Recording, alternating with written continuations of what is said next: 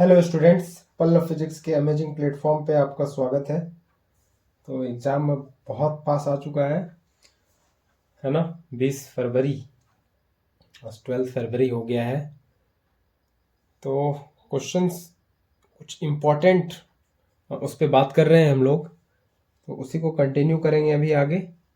कुछ क्वेश्चन अभी पहले पहले एक वीडियो में डला है, कुछ क्वेश्चंस उसको आप पहले देखें, वो भी काफ़ी इम्पोर्टेंट है। और ये जो आज लेंगे ये भी उससे और ज़्यादा इम्पोर्टेंट है ये, ठीक है। तो चलिए शुरू करते हैं और पहला क्वेश्चन आज का देखते हैं। तो एक concave mirror of focal length F, a concave mirror of focal length f can form a magnified erect as well as an inverted image of an object placed in front of it. Justify this statement stating the position of object with respect to mirror in each case for obtaining these images. तो question क्या कह रहा है? तो question कह रहा है कि एक कॉनकेव मिरर है सबसे पहले और उसका फोकल लेंथ एफ है। वो मैग्नीफाइड इमेज दे रहा है। दो सिनेरियो है, एक इरेक्ट है ना, इरेक्ट मतलब होता है सीधा, है ना, जिसको अपराइट भी कहते हैं, अपराइट, है ना। और ये इन्वर्टेड, इन्वर्टेड मतलब उल्टा, इन्वर्टेड मतलब उल्टा, है ना। रियल एंड इन्वर्टेड होता है, नहीं वर्चुअल एंड इरेक्ट होता है ऐसे। तो ठीक है,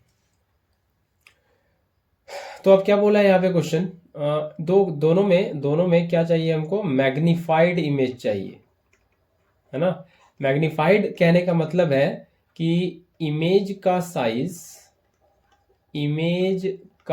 साइज ज्यादा होना चाहिए ऑब्जेक्ट के साइज से, तभी तो मैग्नीफाइड होगा, तभी तो जूम इन होगा, तभी तो बड़ा होगा। नहीं, मैग्नीफाइड होने का ये मतलब है इमेज का साइज ऑब्जेक्ट के साइज से ज्यादा, size of image greater than size of object, ठीक है, तभी ये मैग्नीफाइड होगा।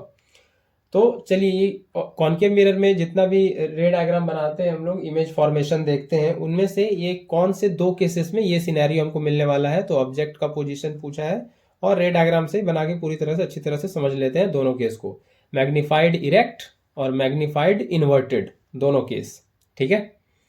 तो मैग्नीफाइड इरेक्ट कब बनता है? सीधा कॉनकेव मिरर में इरेक्ट भी बनता है क्या? हाँ, एक ही केस में बनता है। तो ये पहला केस है मैग्नीफाइड इरेक्ट का, मैग्नीफाइड भी हो और इरेक्ट भी हो, सीधा भी हो, ये कॉनकेव मिरर में एक ही केस में पॉसिबल है। तो ये रहा कॉनकेव मिरर, ये कॉनकेव मिरर, और ये पॉलिश्ड, ये बाहर से, इसका अंदर वाला रिफ्लेक्टिंग होता है। और ये रहा प्रिंसिपल एक्सिस, ये प्रिंसिपल एक्सिस, ये पोल है ना, ये पोल, और ये इसका रहा फोकस, ये इसका फोकस, ठीक है। और ये इसका यहाँ पे रहा सेंटर ऑफ कर्वेचर, ठीक है।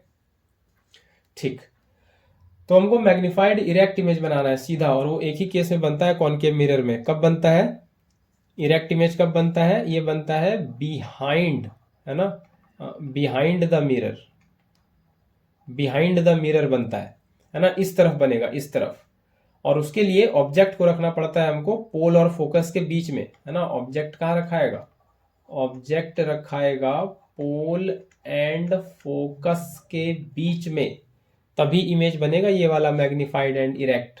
तो यहाँ पे रखेंगे, यहाँ पे कहीं, ये इस तरह से यहाँ रखना होगा, ठीक है, ये यहाँ रखना होगा ऐसे, है ना। ये ऑब्जेक्ट हो गया पोल और फोकस के बीच में। अब मिनिमम 2 रे लेते हैं इमेज बनाने के लिए, तो यहाँ भी वही करेंगे। तो एक ले लेते हैं यहाँ से, ये गया पोल पे, है ना, और ये यहाँ से रिफ्लेक्ट कर गया ऐसे, ठीक है। एक दूसरा रे ले लेते हैं, ये एकदम ये परपेंडिकुलर गिरा यहाँ पे, ये यहाँ पे ऐसे परपेंडिकुलर गिरा, ठीक है। तो क्या होगा, ये परपेंडिकुलर गिरेगा, तो यहाँ से ये सीधे रिफ्लेक्ट कर जाएगा ऐसे, है ना। परपेंडिकुलर गिरेगा तो सीधे यहाँ से ये रिफ्लेक्ट कर जाएगा। और ये परपेंडिकुलर, ये स्फेरिकल मिरर में ऐसे गिरता है, तो ये कहते हैं कहाँ से पास होता है? सेंटर ऑफ कर्वेचर से, है ना। ये कहाँ से पास होता है? सेंटर ऑफ कर्वेचर से, ठीक है। तो एक रे यहाँ से ये ले रहे हैं, है ना, एक रे यहाँ से ये वाला ले रहे हैं। तो एक हो गया पोल से इधर करा दिए, एक सेंटर ऑफ कर्वेचर से पास करा दिए, है ना। ये नॉर्मली गिरा मिरर पे और ऐसे ये रिफ्लेक्ट कर गया उसी रास्ते, है ना। सेंटर ऑफ ये मीन करता है कि सेंटर ऑफ कर्वेचर से होते हुए और ये वहीं से रिफ्लेक्ट कर गया। अब ये इमेज कैसे बनेगा, तो ये इसको पीछे पीछे बढ़ाना होगा, है ना, बैकवर्ड प्रोड्यूस करना होगा, है ना। दो रे अपीयर्स टू मीट, पीछे इधर, तो पीछे इधर इसको बढ़ाते हैं, इसको यहाँ पे इधर पीछे बढ़ाते हैं, इधर ये बढ़ेगा पीछे और इधर ये बढ़ेगा पीछे, इधर ये बढ़ेगा पीछे, इधर ये बढ़ेगा पीछे, है ना। ये पीछे बढ़ेगा और यहाँ कहीं ये virtual and magnified and erect, है ना, मैग्नीफाइड एंड इरेक्ट इमेज बनेगा मिरर के पीछे, है ना, ये, ठीक है। तो ये ऐसे बनेगा, ये मैग्नीफाइड और इरेक्ट इमेज ऐसे बनेगा। तो ये मैग्निफिकेशन होगा ये कॉनकेव मिरर के केस में। तो पोल और फोकस के बीच रखना होगा ऑब्जेक्ट को, ठीक है, पोल और फोकस के बीच रखना होगा। अब दूसरा सिनेरियो क्या है कि इन्वर्टेड हो और मैग्नीफाइड हो, है ना, इन्वर्टेड हो और मैग्नीफाइड हो। तो फिर से ले लेते हैं दूसरा केस। ये क्या है, ये मैग्नीफाइड तो है ही, लेकिन साथ में इन्वर्टेड हो इस बार, है ना, इस बार इन्वर्टेड हो, उल्टा, ये इस तरह से सीधा ना हो। तो वही कॉनकेव मिरर हमारा, फिर से वही कॉनकेव मिरर, थोड़ा सही बन जा भाई, ये अरे कुछ ज़्यादा ही खराब हो गया, ठीक है, चलेगा, नहीं चलेगा ना, चौल बे दादा, ये चलेगा, है ना, ये चल जाएगा थोड़ा। ये रहा प्रिंसिपल एक्सिस और ये पोल हो गया, है ना, ये पोल हो गया, ये हो गया पोल, और ये फिर से वही फोकस और ये सेंटर ऑफ कर्वेचर, ये, है ना। तो मैग्नीफाइड इन्वर्टेड बनाना है, उल्टा, तो कहाँ पे रखेंगे, एफ पे रखेंगे तो बनेगा क्या, नहीं बनेगा। सी पे रखेंगे तो सेम साइज का बन जाएगा, एट सी पे ही बन जाता है ना, एट सी पे ही बन जाता है। लेकिन ये सी और एफ के बीच रखेंगे, है ना, सी और एफ के बीच रखेंगे तो मैग्नीफाइड और इन्वर्टेड बनेगा, है ना, सी और एफ के बीच रखेंगे तो, ठीक है। तो सी और एफ के बीच रख देते हैं, तो ये यहाँ पे ऐसे, है ना। तो ये यहाँ से ऐसे रे जाएगा और ये पास हो जाएगा कहाँ से, पैरेलल है तो ये पास हो जाएगा फोकस से, है ना, ये पास हो जाएगा फोकस से। और एक रे ले लेते हैं यहाँ से फोकस से पास कराते हुए, एक रे फोकस से पास कराते हुए, और ये यहाँ पे ऐसे, ये यहाँ पे इसको ऐसे कट करेगा और ये यहाँ पे ऐसे, तो ये बियॉन्ड सी बन जाएगा, है ना, कहाँ बन जाएगा, बियॉन्ड सी। तो ये एक रे ऐसे पैरेलल जाएगा, ये फिर फोकस से पास होगा, है ना, फोकस से पास होगा, है ना, पैरेलल जाता है तो कहाँ से पास होता है, फोकस से, ये आपने पढ़ रखा है अच्छे से। और ये एक फोकस से जाएगा तो कहाँ से पास हो जाएगा, ये पैरेलल हो जाएगा, फोकस से जाएगा तो कहाँ से पास हो जाएगा, पैरेलल हो जाएगा, ठीक है। तो ये इस केस में इन्वर्टेड और मैग्नीफाइड बनता है बियॉन्ड सी, है ना। इमेज कहाँ बन रहा है, इमेज बन रहा है बियॉन्ड सी, ये इमेज बन रहा है। ये इस केस में भी क्या होता है, ये होता है मैग्नीफाइड और इन्वर्टेड होता है, ठीक है, मैग्नीफाइड और इन्वर्टेड होता है। तो ये दो सिनेरियो है। तो इस केस में ऑब्जेक्ट कहाँ है, इस केस में ऑब्जेक्ट है बिटवीन सी एंड एफ, है ना, सी और एफ के बीच में, है ना, सी और एफ के बीच में इस बार ऑब्जेक्ट है, ठीक है। तो ऑब्जेक्ट सी और एफ के बीच में रहेगा तो बियॉन्ड सी इमेज बनेगा, है ना। तो ये हो गया, ये दोनों केस आपको समझ आया होगा, यही दोनों केस इसमें दिखाना था, ठीक है। आगे चलते हैं अगले क्वेश्चन पे। अगला क्वेश्चन ये रहा, question number 2। Define power of lens. Power of lens क्या होता है, लेंस हम लोग क्यों यूज करते हैं, हाँ, लेंस जो हम लोग के चश्मे में लेंस होता है वो क्यों होता है, क्योंकि हमारा जो नेचुरल आंख में जो लेंस है, आई में जो लेंस है, उसकी थोड़ी क्या बोलते हैं उसको, लाइट को कन्वर्ज करने की एबिलिटी या डाइवर्ज करने की एबिलिटी थोड़ी बिगड़ जाती है, नहीं, लाइट की कन्वर्ज करने की एबिलिटी रेटिना पे लाइट को कन्वर्ज करने की एबिलिटी थोड़ी खत्म हो जाती है, या तो पीछे कर देता है या तो आगे कर देता है, सही जगह पे नहीं कर पाता, है ना, सही जगह पे नहीं कर पाता तो हमको इमेज नहीं दिखता सही से। तो हम लोग क्या करते हैं, लेंस लगाते हैं हम लोग, फिर आर्टिफिशियल, है ना, आर्टिफिशियल लेंस लगाते हैं। वो क्या करता है, वो सही जगह कन्वर्ज करता है। तो लेंस के पावर की बात हो रही है जनरली अभी। तो पावर ऑफ लेंस कहने का मतलब है, पावर ऑफ लेंस कहने का ये मतलब है कि उस लेंस की एबिलिटी, है ना, उस लेंस की एबिलिटी लाइट रे को कन्वर्ज और डाइवर्ज करने की, है ना, कन्वर्ज और डाइवर्ज करने की। तो उसी का ये मेजरमेंट होता है पावर, है ना।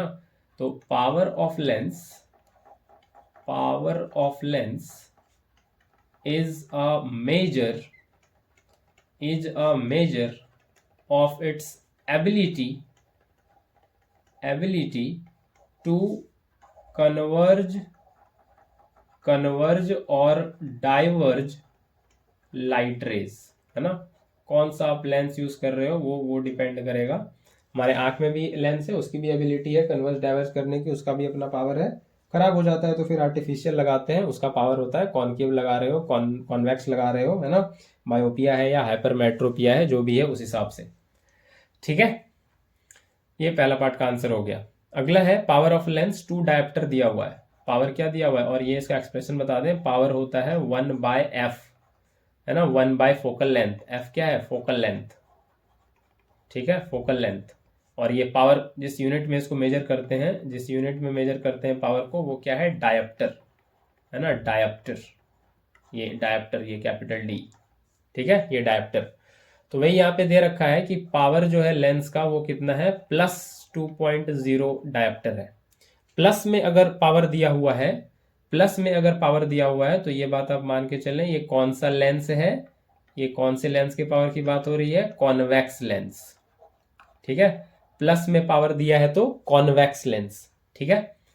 तो बोला है find the focal length of lens in metre, तो ठीक है, ये आ जाएगा यहाँ से। तो ये पावर होता है 1/f, तो f क्या हो जाएगा? 1/p, और p कितना है? पावर कितना है? 2 डायप्टर, तो ये हो जाएगा 0.5 मीटर, है ना, ये हो जाएगा 0.5 मीटर, ठीक है। समझ में आया ये सही से? बहुत बढ़िया। Name the kind of this lens, तो ये तो यही बता दिए पहले, है ना, बी वाला आंसर तो पहले कर दिए। नहीं, ये कॉन्वेक्स लेंस, पॉजिटिव पावर है तो कॉन्वेक्स लेंस। आगे है explain with the help of figure whether this lens would converge और diverge a beam of light. तो ये तो कॉन्वेक्स लेंस है ना, ये कैसा लेंस है? ये थर्ड पार्ट का आंसर कर रहे हैं, सी का शायद। तो ये कैसा लेंस है? ये है कॉन्वेक्स लेंस, है ना, ये कॉन्वेक्स लेंस है, ठीक है। ये कैसा लेंस है? ये है कॉन्वेक्स लेंस, है ना, ये यहाँ इसका ऑप्टिकल सेंटर होता है, ये कॉन्वेक्स लेंस है। तो ये क्या करता है? कॉन्वेक्स लेंस का काम क्या होता है? लाइट को कन्वर्ज करना, है ना, कन्वर्ज करना, कन्वर्ज करना। तो ये लाइट को कन्वर्ज करेगा। तो अगर मान लें ऑब्जेक्ट ऐसे इन्फिनिटी पे है और वहां से ऐसे लाइट रेज आ रहा है, वहां से ऐसे लाइट रेज आ रहा है, तो ये क्या करेगा? ये कन्वर्ज कर देगा इसको फोकस पे, है ना, ये इसको यहाँ पे कन्वर्ज कर देगा फोकस पे, ठीक है, ये इसको कन्वर्ज कर देगा फोकस पे। तो कॉन्वेक्स लेंस का काम यही है, लाइट रेज को कन्वर्ज करना, है ना। और इसको प्रीफर करते हैं हाइपरमेट्रोपिया में, क्योंकि वो रेटिना के पीछे बनने लगता है इमेज, रेज कन्वर्ज करता है रेटिना के पीछे, तो हमको रेटिना पे चाहिए तो हम कन्वेक्स लगाते हैं कि और थोड़ा पहले कन्वर्ज हो रेटिना पे, ठीक है। वो सब आगे आगे क्वेश्चन आएगा तो देखते हैं। तो ये क्या करता है? डाइवर्ज करता है बीम ऑफ लाइट को। तो फिगर भी ये हो गया, ये समझ में आ गया, है ना। तो इतना आपको इसमें करना चाहिए। आगे आगे बढ़ चलते हैं अगले क्वेश्चन की तरफ। अगला क्वेश्चन ये रहा, क्वेश्चन नंबर 3। ये इलेक्ट्रिक करंट का क्वेश्चन आ गया। A piece of wire of resistance R is cut into 3 equal parts, और फिर उस पार्ट्स को पैरेलल में जोड़ा गया। किसमें जोड़ा गया? पैरेलल में। If the equivalent resistance of this parallel combination is R1, तो R इक्विवेलेंट R1 दिया हुआ है, तो R1:R का रेशियो पूछा है, ठीक है। सबसे पहले क्या है? एक वायर है, ये इस तरह से, ये क्रॉस सेक्शन और ये लेंथ, ये समझ लें कि ये वायर है, और इसका रेजिस्टेंस R दिया हुआ है, इसका लेंथ कह लें कुछ L है। इसका लेंथ क्या है? इसका लेंथ है L, और ये एरिया ऑफ क्रॉस सेक्शन ये क्या है? ये है A, है ना, ऐसे कह लेते हैं इसको, ठीक है। तो इसके रेजिस्टेंस की हम बात करें तो ये क्या होगा? ρL/A, यही हो जाएगा, है कि नहीं। अब अगला सिनेरियो है, इस वायर को 3 टुकड़े में बांटा गया, तो एक टुकड़ा ये कह लें, दूसरा टुकड़ा ये कह लें, और तीसरा टुकड़ा ये कह लें, ठीक है। तो एक टुकड़े का लेंथ कितना हो जाएगा, L/3 L/3 L/3, तभी तो तीनों को जोड़ेंगे तो L आ जाएगा टोटल।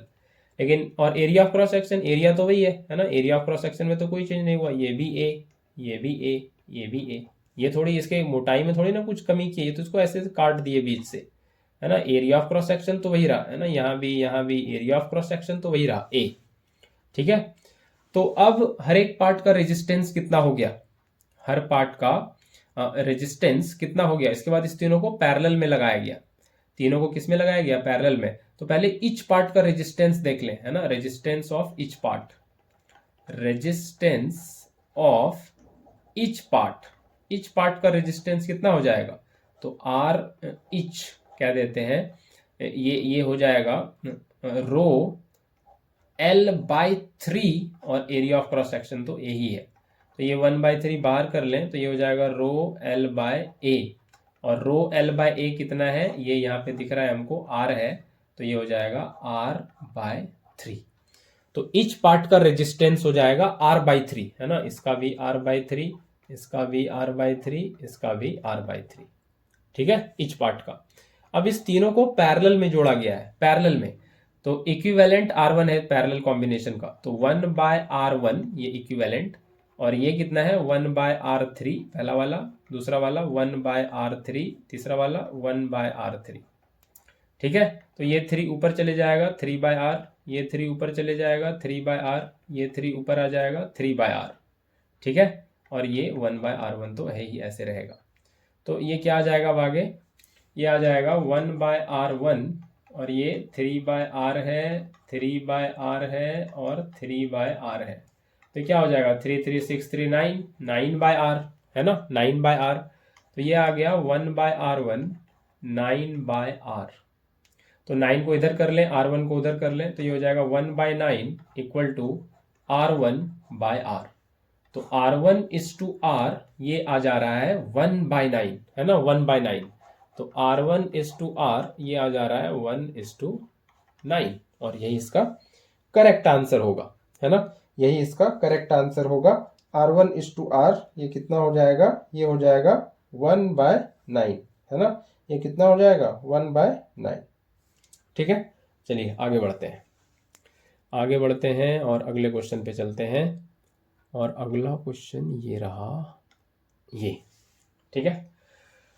तो ये लाइट से फिर से, the refractive indices of the 3 media, medium का plural, are given below, 3 medium है, ए, मीडियम बी और मीडियम सी, ये इसका रिफ्रैक्टिव इंडेक्स दिया हुआ है, ए का 1.6, बी का 1.8, सी का 1.5, ये रिफ्रैक्टिव इंडेक्स दिया हुआ है। अब कह रहा है कि एक रे ऑफ लाइट, है ना, ट्रैवल कर रहा है मीडियम ए से बी, है ना, कहाँ से कहाँ, ए से बी, और दूसरा रे ट्रैवल कर रहा है कहाँ से कहाँ, बी से सी, ये 2 रे ट्रैवल कर रहा है, ठीक है। रे तो एक ही है, मतलब वो, हाँ 2 रे, अनदर रे, ठीक है, 2 अलग अलग मीडियम में ट्रैवल कर रहा है। तो in which of the 2 cases the refracted ray bends towards the normal, है ना, 2 मीडियम है तो रिफ्रैक्शन होगा, है ना, bending of light while going from one medium to another, इसी को कहते हैं रिफ्रैक्शन। तो किस केस में बोल रहा है, रिफ्रैक्टेड रे जो है नॉर्मल की तरफ बेंड करेगा, है ना, नॉर्मल की तरफ बेंड करेगा।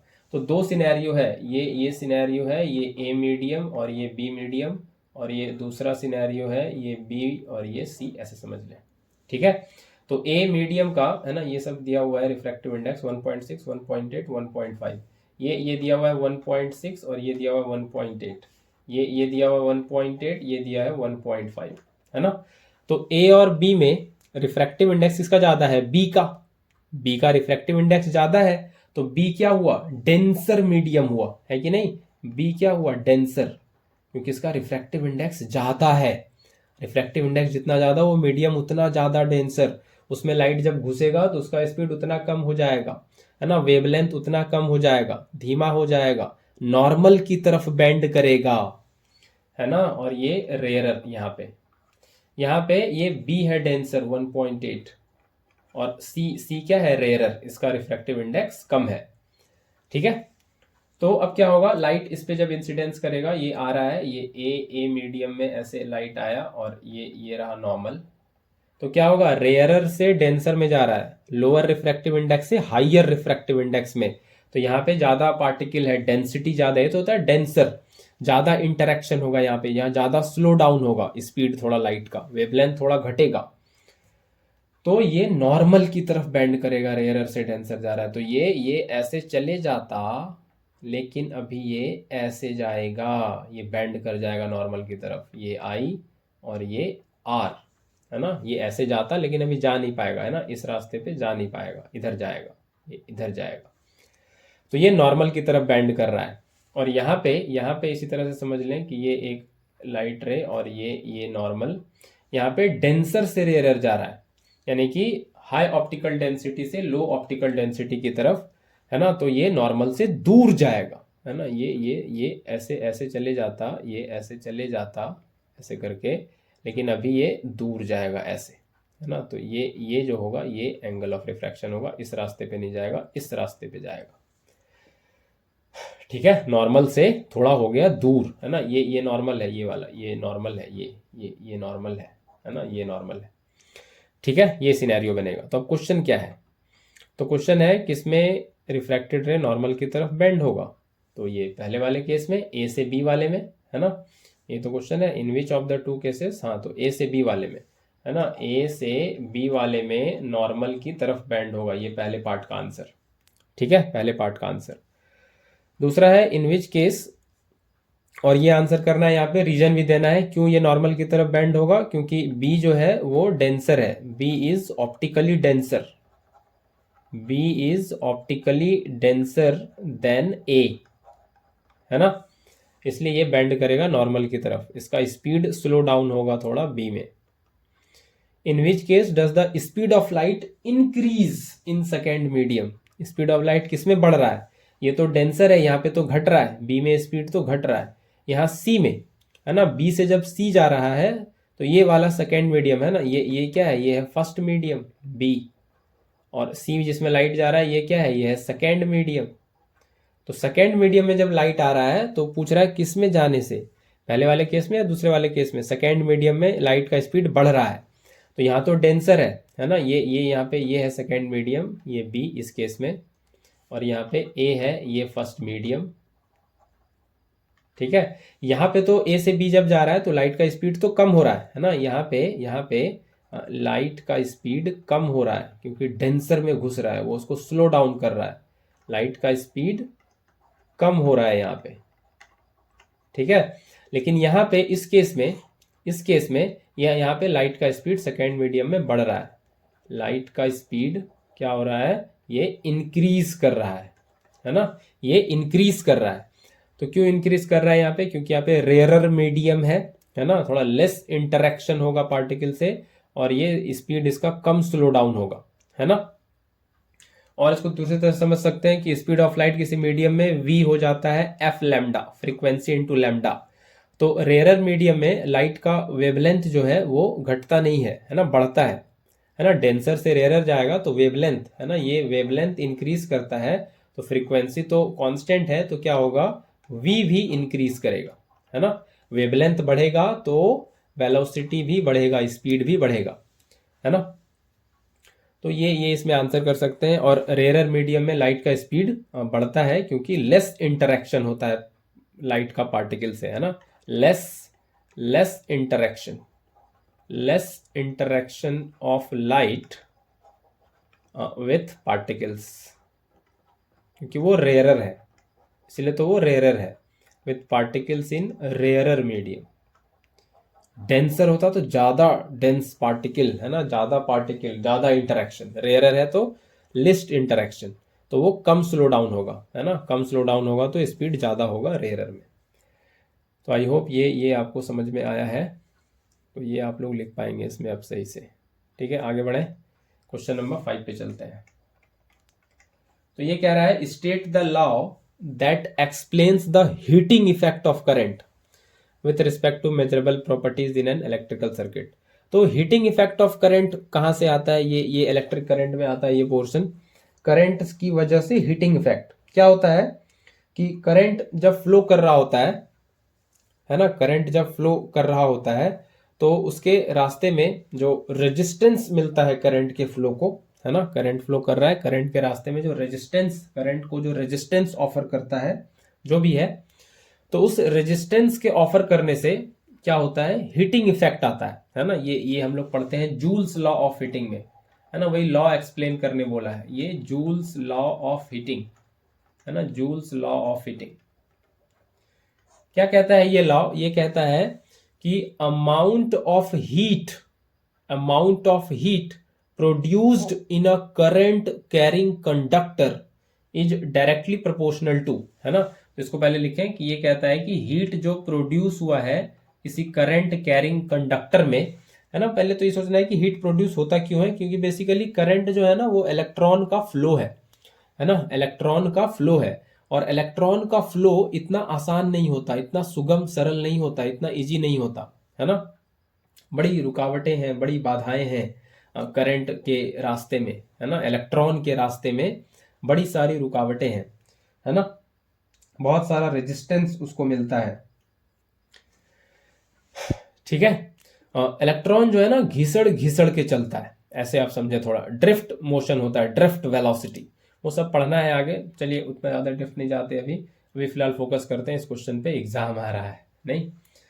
तो हीटिंग इफेक्ट करंट ये है कि हीट जितना प्रोड्यूस होता है करंट कैरिंग कंडक्टर में वो डायरेक्टली प्रोपोर्शनल होता है square of current flowing through the conductor, square नहीं, proportional to resistance offered to the flow of current, और time for which current flows, जितनी देर के लिए फ्लो कर रहा है, जितनी ज्यादा देर के लिए फ्लो करेगा उतना ज्यादा हीटिंग इफेक्ट आएगा।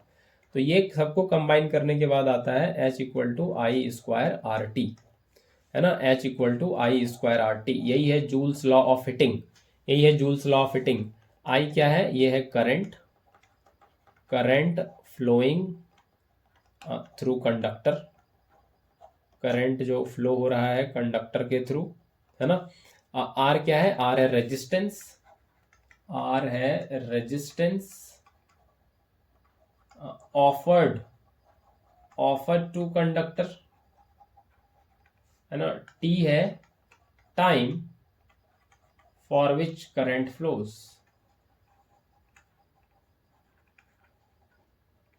ठीक है, ये होता है। तो वही है H equal to I square R T, Joule's law of heating, जो हीटिंग इफेक्ट ऑफ करंट को, करंट की वजह से हीटिंग इफेक्ट आता है ना। जैसे आप हीटर में यूज करते हो, वाटर हीटर, आयरन, है ना, उसमें जब पावर देते हो आप तो आयरन गर्म हो जाता है, कैसे गर्म हो जाता है, उसमें एक हीटिंग एलिमेंट है नाइक्रोम, है ना, हीटिंग एलिमेंट है नाइक्रोम, उसकी वजह से वो गर्म होता है। नाइक्रोम का जो है ना रेजिस्टेंस बहुत ज्यादा होता है, रेजिस्टिविटी बहुत ज्यादा होता है, वो करंट के रास्ते में बहुत हाई रेजिस्टेंस ऑफर करता है, जिसकी वजह से हीटिंग इफेक्ट आता है ना। तो ये है H equal to I square R T, यही जूल्स लॉ ऑफ हीटिंग है कि अमाउंट ऑफ हीट, H क्या है, amount of heat produced in a current carrying conductor, है ना, current carrying conductor, amount of heat produced in a current carrying conductor, ये directly proportional होता है square of current, resistance और time, जितनी देर के लिए करंट फ्लो कर रहा है, ठीक है। आगे क्वेश्चन है list the factors on which resistance of conductor depends. तो फैक्टर पूछा है अगले क्वेश्चन में, फैक्टर्स जिसपे रेजिस्टेंस डिपेंड करता है, factors on which resistance depends. अगर आपको कुछ भी नहीं आता है क्या लिखें इसमें, तो आपको ये वो वाला फॉर्मूला ध्यान जरूर होगा, R equal to rho L by A, है ना, रो एल बाय ए। तो पहला तो आंसर यहीं से मिल गया कि रेजिस्टेंस किस पे डिपेंड कर रहा है, डायरेक्टली प्रोपोर्शनल, लेंथ क्या ऐसा दिख रहा है नहीं, लेंथ ऑफ कंडक्टर पे, है ना, लेंथ ऑफ कंडक्टर पे, इस पे डिपेंड करता है। लेंथ जितना ज्यादा होगा रेजिस्टेंस उतना ज्यादा होगा और करंट का फ्लो उतना अच्छा नहीं होगा, है ना। तो लेंथ जितना ज्यादा रेजिस्टेंस उतना ज्यादा, जो करंट के फ्लो के लिए अच्छा नहीं है। तो ये directly proportional length of conductor के। दूसरा दिख रहा है इनवर्सली प्रोपोर्शनल एरिया के, नीचे एरिया है ना। तो ये डिपेंड करता है cross sectional area of conductor पे, cross sectional area of conductor पे डिपेंड करता है ना, cross sectional area of conductor पे, इस पे भी डिपेंड करता है। तो क्रॉस सेक्शन एरिया जितना ज्यादा, रेजिस्टेंस उतना कम, करंट का फ्लो उतना अच्छा। क्रॉस सेक्शन एरिया ज्यादा कहने का मतलब समझ में आता है, मोटा तार जैसे, है ना, ये मोटू सा तार, इतना मोटा, है ना। तो ये क्रॉस सेक्शन एरिया देखें इतना ज्यादा है, ये क्रॉस सेक्शन एरिया देखें इतना ज्यादा है। तो ये थिकर वायर है, ये कैसा है, थिकर वायर। और ये आप लोग पढ़ते भी हो, thicker wire having less resistance, so there is easy flow of current, है ना, रेजिस्टेंस कम है तो करंट का फ्लो अच्छा होगा। तो thicker wire, cross section area ज्यादा, रेजिस्टेंस कम। तो दो फैक्टर तो यहीं से मिल गया, लेंथ पे, क्रॉस सेक्शन पे। तीसरा फैक्टर यहीं लिख लें, तीसरा फैक्टर यहीं लिख लें, यहीं पे किस पे डिपेंड करेगा, रेजिस्टिविटी पे, है ना, ये रेजिस्टिविटी पे, रेजिस्टिविटी पे, रेजिस्टिविटी मतलब कहने का है कि वो जो भी कंडक्टर है वो किस मटेरियल से बना हुआ है, उससे भी रेजिस्टेंस अफेक्ट होता है ना। रेजिस्टिविटी जितना ज्यादा होगा वो उतना ज्यादा रेजिस्टेंस ऑफर करेगा। रेजिस्टिविटी एक तरह से क्या है, मतलब जो करंट के फ्लो को रोक सकता है वो रोकेगा भी ज्यादा, है ना। रेजिस्टेंस क्या है, रोकना, प्रॉपर्टी है वो। और रेजिस्टिविटी वो मेजरमेंट है ना, वो एबिलिटी की, कौन ज्यादा रोक सकता है, ठीक है। तो जो ज्यादा रोक सकता है वो रोकेगा भी ज्यादा, जो ज्यादा पढ़ सकता है वो पढ़ेगा भी ज्यादा। तो रेजिस्टिविटी अलग अलग मटेरियल का अलग अलग होता है, सबका, लकड़ी का, कॉपर का, गोल्ड का, सिल्वर का, सबका अलग अलग वैल्यू होता है। तो जिसका जितना रेजिस्टिविटी का वैल्यू ज्यादा होगा वो उतना ज्यादा रेजिस्टेंस ऑफर करेगा, जितना रेजिस्टिविटी का वैल्यू कम होगा वो उतना कम रेजिस्टेंस ऑफर करेगा, वो उतना अच्छा करंट के फ्लो को अलाउ करेगा। तो लकड़ी का, रबड़ का देखें रेजिस्टिविटी बहुत ज़्यादा होता है, जब आप देखेंगे टेबल में या गूगल दादा से पूछ के तो आपको ये पता चलेगा कि रेजिस्टिविटी, लकड़ी का, रबड़ का, ये सब का रेजिस्टिविटी बहुत ज़्यादा है, इसलिए वो ज़्यादा रेजिस्टेंस ऑफर करता है, ठीक है। तो ये 3 फैक्टर है।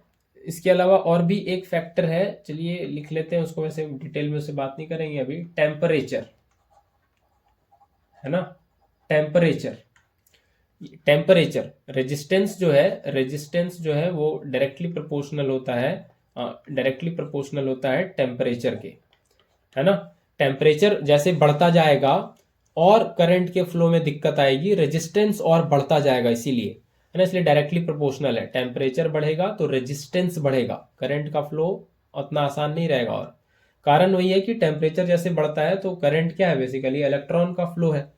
तो इलेक्ट्रॉन जो है ना और बड़ा रैंडम मोशन बहुत तेजी से इधर उधर करने लगता है ना, टेम्परेचर के बढ़ने से।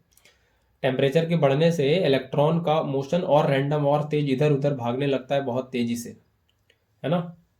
तो जो एक ऑर्डरली फैशन में उसको जाना चाहिए करंट के फ्लो के लिए, वो थोड़ा डिस्टॉर्ट होता है टेम्परेचर बढ़ने से, है ना। इलेक्ट्रॉन आपस में ही भिड़ जाते हैं, आपस में ही कोलाइड वगैरह करने लगते हैं, कोलिजन होने लगता है टेम्परेचर के बढ़ जाने से, तो उससे भी रेजिस्टेंस बढ़ता है। नहीं, तो इस पर कभी बाद में बात की जाएगी डिटेल में, अभी बस आपको भी इतना देखना है कि टेम्परेचर बढ़ता है तो रेजिस्टेंस बढ़ता है, ये फैक्टर भी आपको बस दिमाग में रखना है।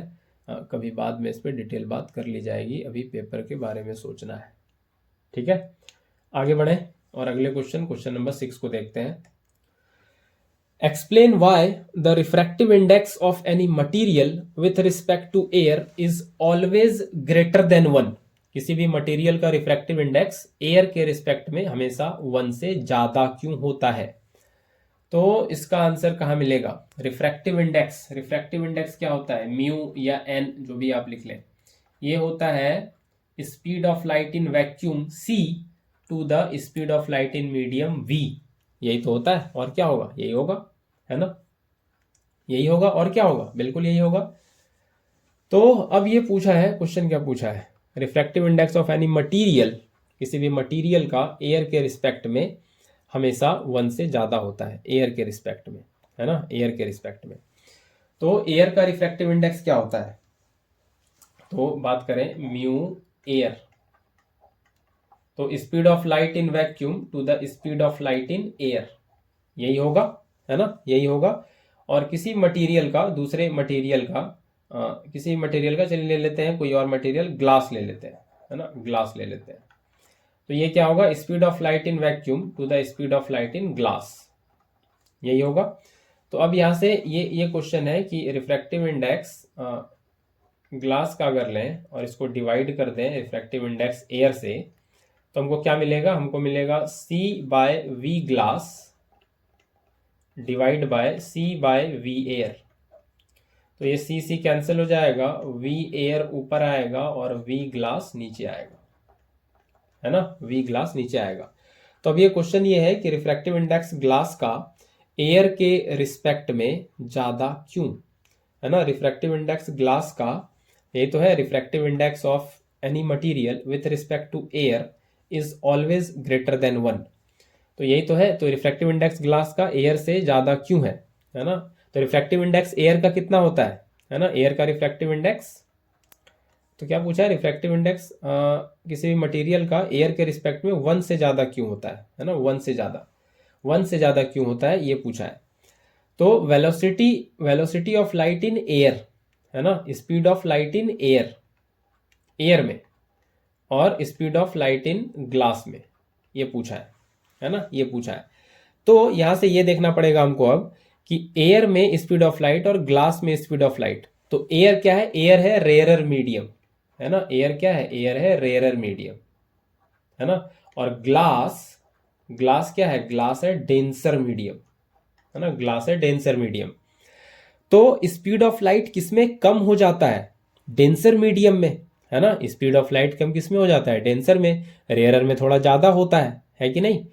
तो एयर के मुकाबले ग्लास में स्पीड कम होगा, एयर के मुकाबले ग्लास में स्पीड कम होगा। तो ये जो V एयर लिखा हुआ है ऊपर और V ग्लास लिखा हुआ है नीचे, कौन सा वैल्यू कम होगा, नीचे वाला वैल्यू कम होगा, ग्लास में स्पीड कम होगा, क्योंकि ये डेंसर मीडियम है ना, डेंसर मीडियम है। तो ग्लास में स्पीड कम होगा स्पीड, ग्लास में स्पीड इसमें कम होगा।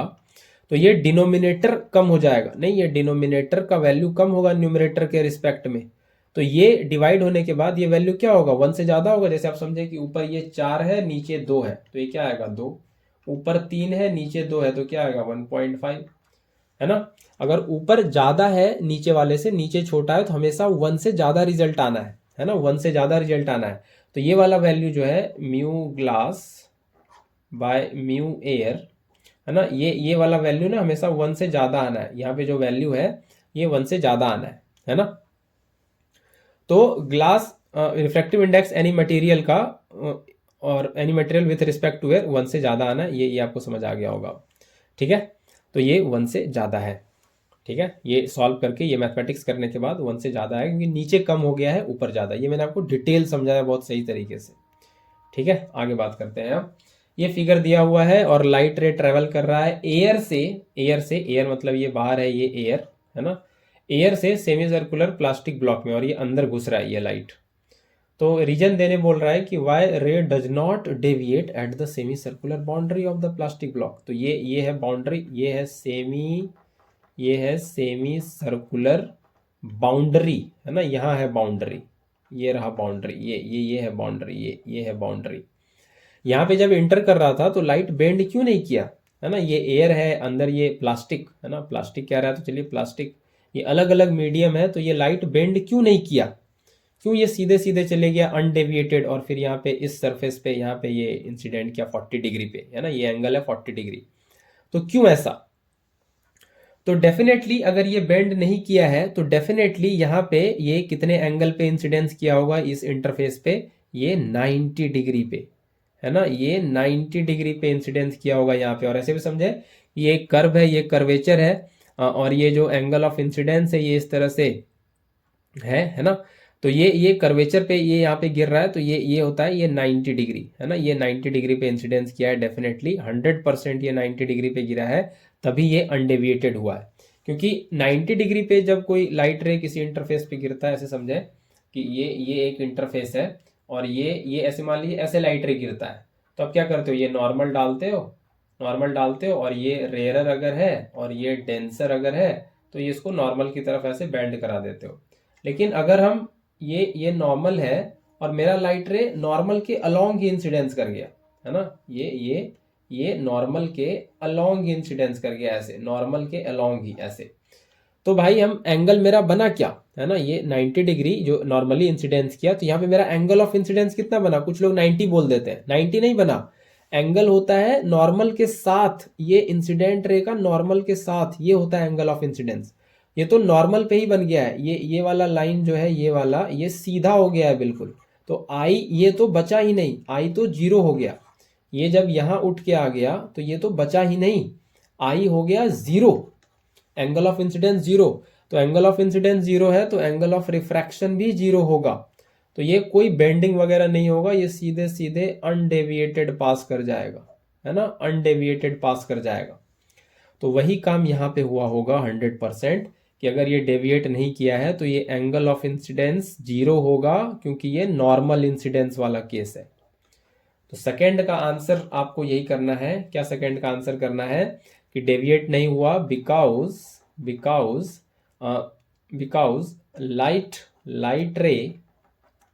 लाइट रे इंसिडेंट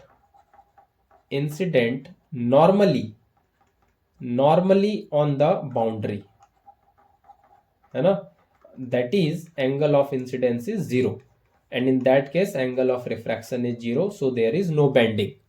ठीक है, ये आपको आंसर करना है। आगे है कंप्लीट द रे diagram of the above scenario when the light रे comes out of the plastic block from the top flat and. अब बोल रहा है यहां से जब बाहर आएगा, यहां से, है ना, तो इसको अगले स्लाइड में बना लें समझने के लिए सही से।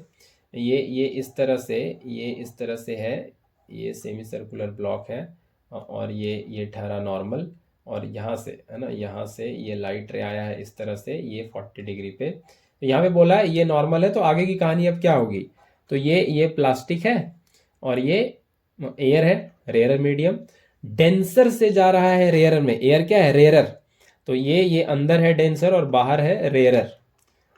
तो रेयर मीडियम में जा रहे हैं तो स्पीड तो बढ़ेगा, लेस इंटरेक्शन होता है पार्टिकल से ना रेयर में, इसलिए उसका नाम है रेयर। डेंसर में ज्यादा पार्टिकल से इंटरेक्शन होता है, इसलिए वो स्लो डाउन होता है। रेयर में तो स्पीड बढ़ेगा। तो रेयर में जब लाइट जाएगा यहाँ डेंसर से रेयर में, तो नॉर्मल से ये ऐसे इसको चले जाना चाहिए था, ऐसे इसको चले जाना चाहिए था, लेकिन अभी ये नॉर्मल से दूर चले जाएगा, ये इस रास्ते पे इधर, इसको मैं दूसरे कलर से दिखाऊं, ये नॉर्मल से दूर बेंड कर जाएगा, ये नॉर्मल से दूर, है ना, यहां से ये एंगल ऑफ रिफ्रैक्शन बनेगा आर। तो यहां क्या होगा, it will bend away from the normal, है ना, will bend away from the normal, क्योंकि डेंसर से रेयर में जा रहा है। तो डेंसर से रेयर में जाता है तो नॉर्मल से दूर चले जाता है कि नहीं, नॉर्मल से दूर चले जाता है। तो ये सेकेंड केस में यही कहानी होगा, ये होगा रास्ता, है ना, ये होगा रास्ता, ये वाला नॉर्मल से दूर बेंड कर जाएगा। ठीक है, तो आई होप इतना क्वेश्चन आपको समझ में आया है, इतना क्वेश्चन आपको समझ में आया है। मिलते हैं फिर अगले लेक्चर में कुछ और क्वेश्चंस के साथ। Till then take care, bye bye. पढ़ते रहिए, एग्जाम आ रहा है, और पहले आपका इंग्लिश का पेपर है तो उसका पहले अच्छे से तैयारी कीजिए, और फिर साइंस में लग जाइए। फिजिक्स के क्वेश्चन में डाल रहा हूँ, देखते रहिए, बहुत कुछ फायदा होगा आपको 20 तारीख को।